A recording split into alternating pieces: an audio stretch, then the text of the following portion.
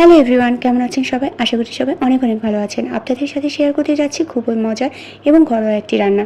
তাহলে চলুন দেখে নেওয়া যাক আজকের রান্নাঘরের আয়োজনে কী আছে।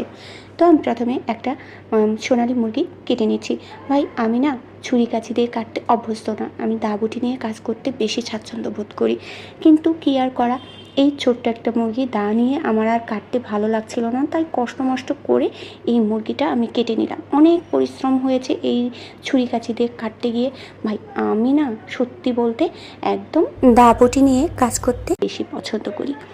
হয়তো তোমরা হাসবে যে এটা কি কোনো কথা হলো, এখন তো সবাই ছুরি কাঁচি দিয়ে কাটতেই বেশি পছন্দ করে, বাট আমি পারি না। তো ওই মুরগিটা কাটার পরে এরপরে কিছু থালাবাটি জমা ছিল, সেগুলো ধুয়ে নিলাম। আসলে রান্না করতে গেলে অনেক থালাবাটি জমা হয়, সেগুলো আসলে আমার সাথে সাথে না ধুলে ভালো লাগে না, তাই আমি সাথে সাথে ধুয়ে পানি ঝরাতে দিয়ে দিলাম।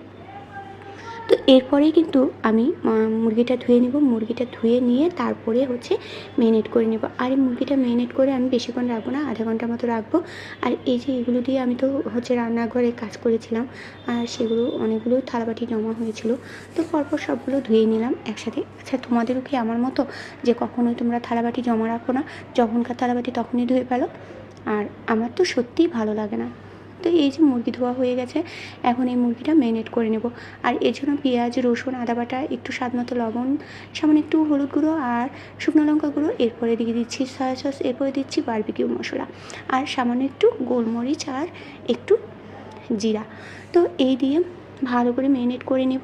এটা আসলে তন্দুরি মশলাও দিয়েছি এর মধ্যে, ওটা আমি অফ ক্যামেরাতে দিয়ে ফেলেছি, সেজন্য সরি।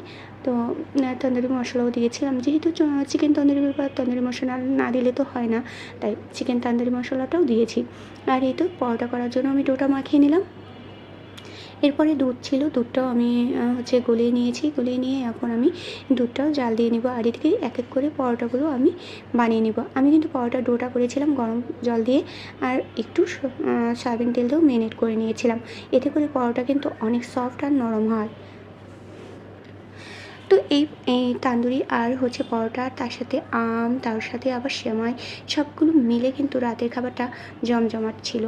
তো চিকেন তান্দুরি তো আমার ছোটো ছেলের অনেক পছন্দ, আসলে বাচ্চাদের পছন্দ বলতেই কিন্তু চিকেন।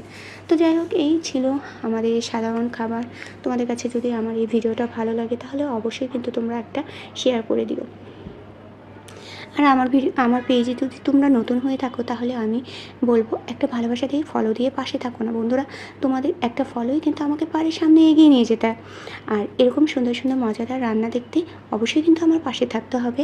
আর আমার এই রান্নাটা তোমাদের কাছে কেমন লেগেছে